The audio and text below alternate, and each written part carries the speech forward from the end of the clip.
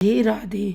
जैसे मैं आपको भक्ति शब्द की प्रारूपता, भक्ति शब्द की उन्मादकता, भक्ति शब्द की मधुर्यता, ऐश्वर्यता, सौंदर्यता, सुंदरता से अवगत कराती जा रही हूँ, क्योंकि भक्ति में एक उन्माद होता है, एक प्रारूपता होती है, एक उल्लास होता है, एक तरंगे उत्पन्न होती है भक्त के हृदय में, क्योंकि भक्ति वही समझ सकता है जो भक्त होता है। भक्ति भगवान और भक्त के बीच में होती है। जैसे भक्ति में ई मात्रा लगती है, तो भक्त प्लस भगवान प्लस भक्त, तो जब भक्त और भगवान मिलके एक हो जाते हैं तो भक्ति बनती है। परमात्मा का प्रेम ही भक्त के हृदय में परिवर्तित होकर भक्त को भक्ति प्रदान करती है। तो भक्ति शब्द की परिभाषा को हम कितने ही रूपों में बिखेर दें, कितने ही अनेक रूपों में उसकी प्रस्तुति करें, उसको प्रस्तुत करें और अपने हृदय की गहराइयों को भक्ति के रूप में आडंबर से रहित होकर और भौतिक साधनों से रहित होकर भगवान के ऊपर पूर्ण रूप से समर्पित हो जाएं, तो वही भक्ति है। ये मैं नहीं कह रही कि मैं भक्ति कर रही हूँ या मैं भक्त हूँ, ये मैं भागवत जी के अध्ययन से, भागवत जी के अनुसार बोल रही हूँ कि भक्ति शब्द की जो परिभाषा है उसको हम 4 महीने तक या साल भर तक भी बोलते रहेंगे तो भी हम उसकी परिभाषा को विश्राम नहीं कर सकते। वो एक अनन्य भाषा है, एक अनन्य भक्ति है, उसको कभी विश्राम नहीं मिल सकता और ना ही मिलेगा, क्योंकि मीरा कृष्ण की अनन्य भक्त थी। मीरा ने कृष्ण की भक्ति को एक नया प्रारूप प्रदान किया। मीरा की भक्ति ने हृदय में एक विरह की अग्नि को प्रज्वलित किया, हृदय में एक पीड़ा, एक वेदना, एक करुणा को जन्म दिया। मीरा ने भक्ति में रस भी घोला। जैसे हम रस का प्याला पीते हैं तो वह रस हमारे हृदय को तरोताज़ा कर देता है, एकदम नई स्फूर्ति पैदा करता है। वैसे ही मीरा की भक्ति थी, उसने भी प्रभु से प्रेम किया रस की तरह, पूरा तरह रसीला होकर, तभी तो गिरधर का प्रेम रस की तरह पूरे शरीर में उसके फैल गया था। मीरा की जो भक्ति थी वो एक शहस्त्र धारा की तरह थी। जैसे जो गंगा जी है, यमुना जी है, एक शहस्त्र की तरह बहती ही चली जाती है और उसको कोई रोक नहीं सकता है, तो वैसी मीरा की भक्ति थी। मीरा की भक्ति भी एक शहस्त्र धारा की तरह थी, नदिया की तरह थी, नदिया के बहाव की तरह थी, पानी के बहाव की तरह थी। उसको भी आज तक कोई नहीं रोक सका और ना ही कोई रोक सका है। मीरा ने प्रेम किया तो आज तक भी लोग मीरा की भक्ति को जान रहे हैं, पहचान रहे हैं, और जो मीरा की भक्ति को जान गया, पहचान गया, वो तो भव से पार हो गया। प्रभु प्रेम में ऐसा रस घुला कि वो प्रेम रस की तरह पूरी तरीके से शरीर में ऐसा फैला कि वो पूरा का पूरा शरीर रसीला होता चला गया, रस के प्याले की तरह, रस के प्याले की तरह। प्रभु के प्रेम में इतना रस होता है कि वो रस जब फैलता है सबके हृदय में, तो एक ऐसा आनंद होता है, एक ऐसी स्फूर्ति प्रदान करता है कि पूरा का पूरा जो शरीर होता है वो स्फूर्तिदायक आनंद में होकर, उस आनंद में बहकर हृदय इतना हृदयित हो जाता है कि हृदय में इतनी मिठास होती है, इतनी उमंगें उठती है कि हमारा हृदय उन्मादकता से भरपूर, तहफूज से भी तकल्लुफ़ है सुभाने शाही, सुभाने सफूदगी से नुमाने शाहिदे तफूजियत ए जहाँ में तरोताज़ा ताकुर खिदमत, ताकुर खिदमत ए जन्नत में सफूमियत ए नोम शाही। अख्तियार खुदा के बंदे से जन्नत शाही ताकीर खुदा ने आशीर्वाद प्रदान कर पूरी जन्नत, पूरी कायनात में क़यामत बनकर चमकती रहे, चमकती रहे।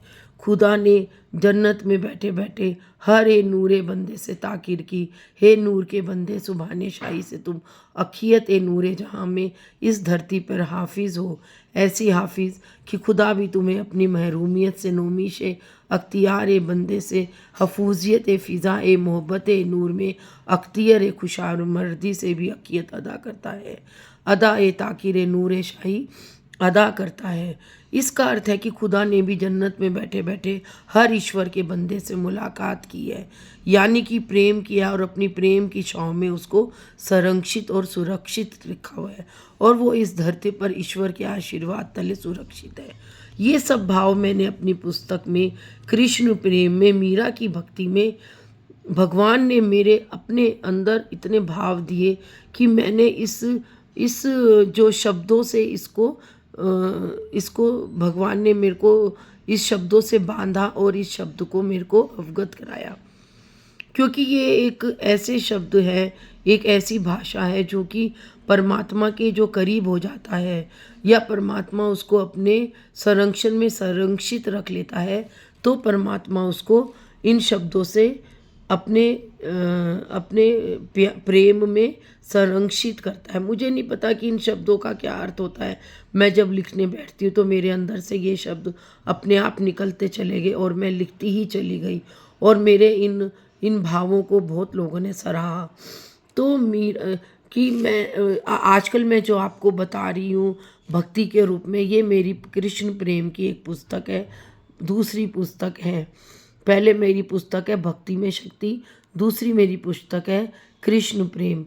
उस कृष्ण प्रेम में मैंने मीरा की भक्ति के विषय में लिखा हुआ है, तभी मैं आपको भक्ति शब्द से अवगत करा पा रही हूँ, क्योंकि जब तक परमात्मा के हमारे अंदर शब्द कोश ही नहीं होगा, उसके प्रति हमारे प्रति प्रेम ही नहीं होगा, तो हम उस प्रेम को कैसे जानेंगे और कैसे पहचानेंगे।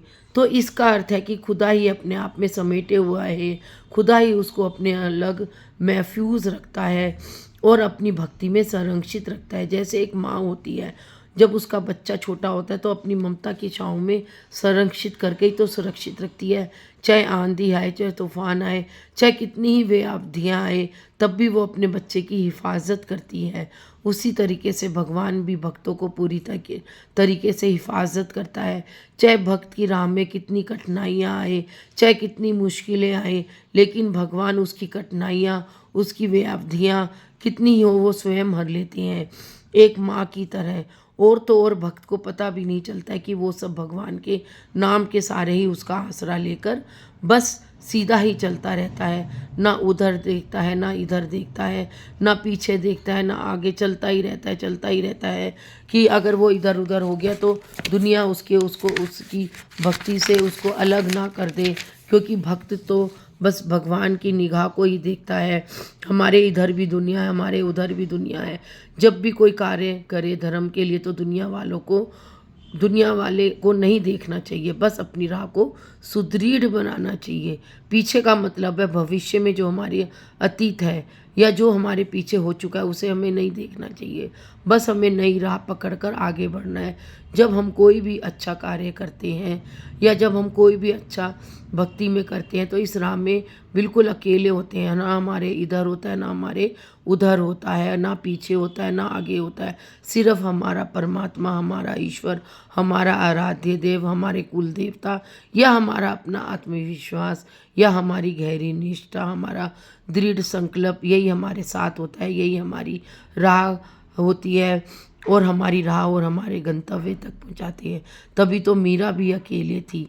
एक भक्त भी बिल्कुल अकेला होता है, अगर वो दुनिया में जाता है तो अपने आप को असुरक्षित समझता है, और परमात्मा के समक्ष होता है तो अपने आप को सुरक्षित समझता है। वैसी मीरा थी, वो भी बस परमात्मा के ही संरक्षण में अपने आप को सुरक्षित मानती थी और दुनिया के आडंबरों में नहीं फंस चाहती थी और ना ही खुद फंसती थी, क्योंकि परमात्मा का सानिध्य जो उसे प्राप्त हो चुका था। मीरा ने भी अपने आप को प्रभु को ही सुपुर्द कर दिया था, अपना तन, अपना मन, अपनी बुद्धि, सब कुछ उसके ऊपर नौशावर कर दिया था। तभी तो प्रभु ने भी उसे ऐसा माना, अपने संरक्षण में संरक्षित लेकर उसे अपने आप में समाहित किया और उसकी भक्ति को संरक्षित किया, ताकि मीरा जैसी भक्त को उसकी भक्ति को एक नया आयाम मिल सके, एक नई दिशा मिल सके। ताकि भक्ति क्या होती है, भक्ति की सीमा क्या होती है, भक्ति का औचित्य क्या है, भक्ति की परिभाषा क्या है, या भक्ति में भक्त को परमात्मा से क्या क्या आशीर्वाद प्राप्त हो सकता है। परमात्मा ने तो मीरा जैसी भक्त को जो भी आशीर्वाद दिए, या जब जब भी मीरा के ऊपर कठिनाई आई, कैसे मीरा के ऊपर से परमात्मा ने उन कठिनाइयों को दूर रखा, ताकि भक्ति में वो एक आसान तरीका है से प्रभु के पास पहुँचे, यानी कि आत्मा से परमात्मा का मिलन हो सके। भक्ति करने का ये औचित्य नहीं है कि हमने प्रभु का नाम ले लिया और कर ली भक्ति। भक्ति करनी हो तो गोपियों की तरह करो, राधा की तरह करो, मीराबाई की तरह करो। मीरा की भक्ति भी बिल्कुल ही सात्विकता और माधुर्यता से भरपूर थी। ऐसी भक्ति की उस भक्ति में आनंद ही आनंद था। ऐसा महसूस होता था हृदय में कि माना हमने संसार की सारी खुशियाँ पा ली हो। ऐसा लगता है जैसे पग पग पर हमें भी प्रभु का सानिध्य जैसे प्राप्त हो रहा हो। मीरा की भक्ति का भी जिसने का जरा भी अंश भी हमने प्राप्त कर लिया तो समझो हमें भी गिरधर की कृपा हो गई। लेकिन इस कलयुग में एक सत्यता है, अगर कोई भी भक्ति करता है, भगवान के चरणों में अपने आप को समर्पित कर देता है, तो वो दुनिया की निगाहों में गलत और बेबुनियादी माना जाता है। दुनिया के लोगों का उपहास करना पड़ता है। एक आदमी को अगर कुछ ज्ञान या भक्ति प्राप्त होती है तो उसे गलत ठहराया जाता है, उसके भक्तिपूर्ण हृदय को ठेस पहुँचाया जाता है। अगर वो भक्त किसी भी भक्ति के कार्य में या किसी भी क्षेत्र में आगे बढ़ना चाहता है तो उसे पीछे धकेला जाता है। उसकी भावनाओं को, उसके भावों को, उसकी भक्ति को कोई अहमियत नहीं देता। अगर उसको अहमियत देता है तो उसका परमात्मा उसको अहमियत देता है। उसकी भक्ति को चार चांद लगाता है तो उसका परमात्मा ही उसको आगे बढ़ाने में उसको अग्रसर करता है। आज के लिए इतना ही। आगे मैं आपको भक्ति के ऊपर इतना कुछ बताऊंगी कि आप सब लोग सुनो, इसको पहचानो। अगर आप सबको मेरी इस भक्तिपूर्ण रहस्यता को या गुड रहस्य को समझना है तो मेरे यूट्यूब चैनल पे जाओ, भक्ति परवाह, भाव परवाह, बबीता अग्रवाल के नाम से मेरा भाव परवाह चैनल है। उसमें आपको पूरी वीडियो सुनने को मिलेगी और पूरा एक टॉपिक के पर सुनने को मिलेगा, ताकि आप अच्छे से उन भावों को समझ सको और जान सको। मेरा भी यही प्रयास है कि सच्चे मन से, सच्चे भाव से, सच्ची भक्ति से लोग परमात्मा को समझे, उसको जाने, भक्ति करें, ताकि हमारे हिंदू धर्म, हमारा सनातन धर्म आगे बढ़ सके। आज के लिए इतना ही। राधे राधे।